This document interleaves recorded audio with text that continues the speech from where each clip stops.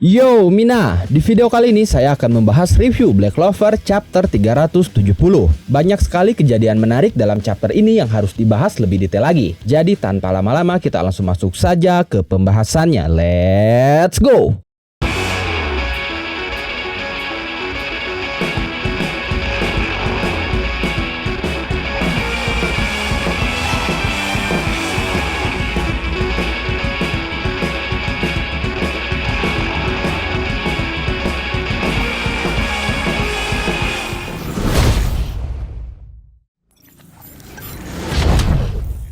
Dalam chapter 370, Lucius menunjukkan salah satu sihir yang sangat dahsyat dengan skalanya. Sebuah pohon raksasa muncul di atas langit ibu kota kerajaan Clover. Pohon itu menjulang tinggi. Akar-akarnya menuju ibu kota kerajaan Clover, sementara rantingnya menuju langit. Belum diketahui fungsi dan dampak seperti apa yang akan disebabkan oleh pohon raksasa ini. Tapi kita memiliki satu petunjuk dari ucapan Asta. Asta mengatakan bahwa menurut Ryu, Lucius akan menggunakan sihir gabungan yang sangat besar dari atas langit untuk mewujudkan cita-citanya. Kita sudah tahu dengan pasti, Lucius sudah mengungkapkan cita-citanya baik secara langsung maupun tidak, di mana cita-cita dia adalah menciptakan umat manusia yang bahagia dan setara. Tidak ada lagi kesedihan, kebencian, konflik, diskriminasi, dan bahkan kematian. Di dalam dunia ciptaannya itu hanya ada kedamaian sejati yang akan dirasakan. Tapi untuk menuju ke sana, langkah pertama yang akan Lucius lakukan adalah menghancurkan umat manusia yang sekarang. Setelah itu dia akan membangkitkan mereka kembali menggunakan sihir miliknya dan juga sihir ketiga adiknya.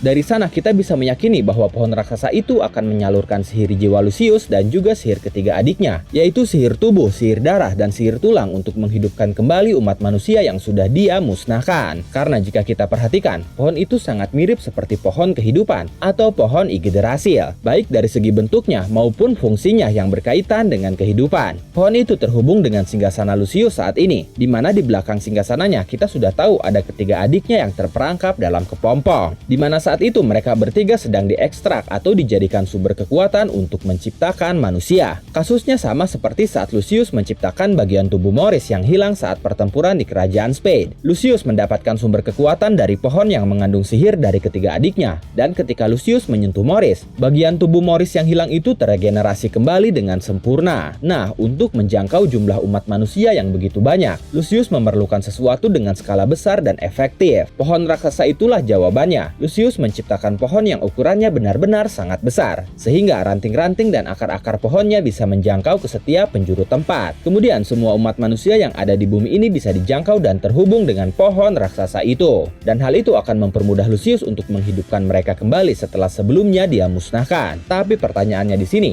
apakah pohon itu akan menjadi alat untuk memusnahkan umat manusia juga sebelumnya? Jika kita melihat dari karakteristik pohonnya yang bisa menjangkau seluruh penjuru tempat di dunia ini, maka sangat mungkin juga pohon itu menjadi alat untuk memusnahkan umat manusia. Jika sihir keluarga Zogratis bisa menciptakan, maka sihir itu pun seharusnya bisa memusnahkan. Contohnya memundurkan proses penciptaan fisik manusia hingga menjadi sebuah ketiadaan. Hanya saja kita sudah tahu pohon yang Lucius gunakan sangat mirip seperti pohon kehidupan dari mitologi Nordik, yaitu pohon Yggdrasil, yang mana itu berkaitan dengan kehidupan, bukan kematian atau pemusnahan. Maka kemungkinan besar Lucius memiliki cara lain untuk memusnahkan umat manusia. Kalian pasti bertanya, kenapa pohon itu sudah dimunculkan Lucius, padahal dia belum memusnahkan umat manusia? Jawabannya, karena pohon itu memerlukan waktu untuk tumbuh sempurna, hingga semua akar dan rantingnya menjangkau seluruh penjuru tempat di dunia. Berbicara tentang pohon Yggdrasil, dalam mitologi Nordik, pohon Yggdrasil dikatakan terhubung atau menyanggah 9 dunia. 3 diantaranya sudah ada di dalam Black Clover, yaitu dunia manusia yang disebut Midgard dalam mitologi Nordik, lalu dunia elf atau Alfheim, dan dunia bawah atau dunia iblis yang disebut Helheim. Sehingga tidak menutup kemungkinan dengan Lucius yang menumbuhkan pohon Yggdrasil, dia akan membuka gerbang menuju ke 6 dunia lainnya, dan bisa saja itu menjadi tujuan utamanya juga. Ke-6 dunia lain itu sendiri adalah Asgard, dunia para dewa, Muspelheim, dunia para makhluk api, Vanaheim, dunia para Vanir, Nidavellir, dunia para kurcaci, Jotunheim, dunia para raksasa, dan Niflheim, dunia para makhluk es. Dari ke-6 dunia itu ada satu ras penghuninya yang sudah muncul di dalam cerita Black Clover,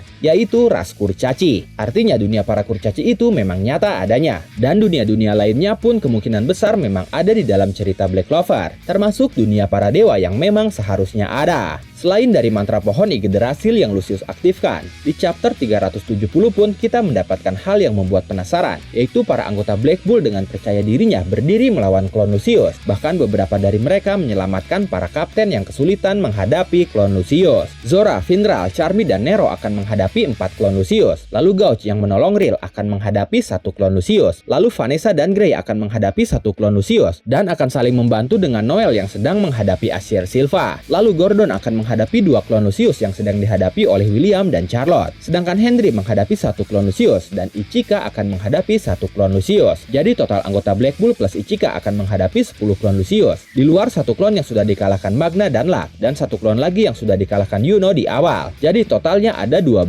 klon Lucius. Semua pertarungan mereka akan berjalan sangat menarik. Zora, Charmy, Finral, dan Nero masing-masing dari mereka akan menghadapi 1 klon Lucius. Jika kita mengukur kekuatan mereka secara rasional, memang tidak akan bisa mengimbanginya. Apalagi masing-masing dari mereka mengalahkan 1 klon Lucius. Mereka berempat pasti memiliki rencana matang dan kuncinya ada di Finral. Bisa saja Finral akan memisahkan keempat klon Lucius itu untuk dihadapi masing-masing dari mereka di tempat tertentu. Tapi tempat itu sudah dipersiapkan sebagaimana mestinya, sehingga tempat itu akan memberikan keuntungan bagi mereka berempat. Atau bisa saja mereka berempat akan menggunakan kombinasi sihir dari mereka untuk menjebak atau menyegel klon Lucius. Karena jika untuk dikalahkan satu persatu akan sulit, jadi jalan keluarnya adalah penyegelan. Terbukti dari Nero yang sudah bersiap menggunakan mantra penyegelan sesaat setelah dia muncul. Kemudian di tempat lain, Gauch yang sudah bersama Mary adiknya sepertinya akan melakukan kombinasi dengan Rill. Kita tahu sihir Gauch ini sudah sangat sering dikombinasikan dengan sihir orang lain, terutama dengan Grey. Kita tahu juga Rill sempat mengatakan bahwa dia belum bisa menggunakan ultimate magicnya,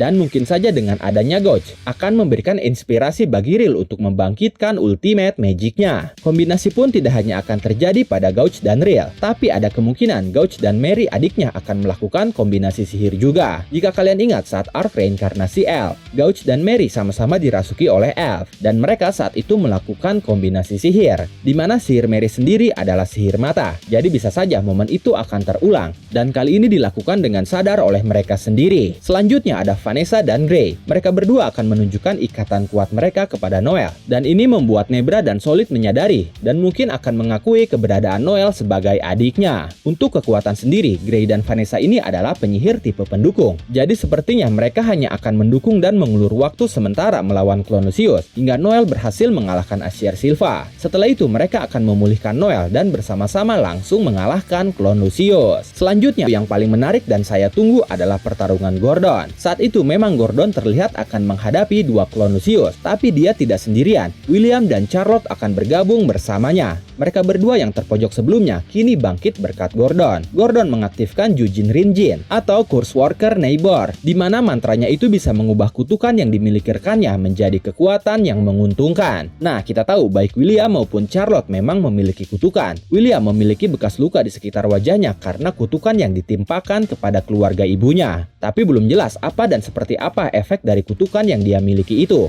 Yang diketahui hanyalah bekas luka di wajahnya itu. Sementara Charlotte dikutuk sejak kecil, di mana ketika dia berusia 18 tahun, dia dan keluarganya akan terkurung di dalam sangkar waktu hingga seseorang mencuri hatinya. Sejak kecil Charlotte berjuang untuk menjadi kuat dan mematahkan kutukannya, tapi usahanya sia-sia. Hingga akhirnya Yami menyelamatkan Charlotte yang saat itu sudah terkurung dalam sangkar mawar liar yang terus keluar tiada henti tanpa terkontrol. Yami memotong sangkar itu dan membuat Charlotte jatuh cinta kepadanya, sehingga kutukannya bisa terhenti, tapi tidak menghilang. Sangat menarik untuk menantikan kekuatan seperti apa yang akan mereka dapatkan dari kutukannya itu, terutama William, karena untuk Charlotte kekuatan yang dia dapatkan pasti akan berkaitan dengan mawar liarnya. Selanjutnya ada Henry yang mengendalikan Raging Bull terlihat sudah menghajar klon Lucius dengan tinjunya. Tapi apakah dia akan berhasil mengalahkan klon Lucius seorang diri? Bisa jadi ya, Henry akan menyerap mana dari klon Lucius itu dan membuatnya sangat lemah, hingga akhirnya dia bisa menghabisinya. Lalu klon terakhir akan dihadapi oleh Ichika. Jelas Ichika akan cukup bisa menandingi klon Lucius, tapi karena Ichika tidak mendapatkan anti sihir Asta, kemungkinan akan ada celah di mana Ichika terpojok. Lalu Yami dengan tubuhnya yang masih penuh luka akan datang membantunya, dan mereka berdua akan mengalahkan klon Lucius. Itulah beberapa kejadian menarik dalam chapter 370.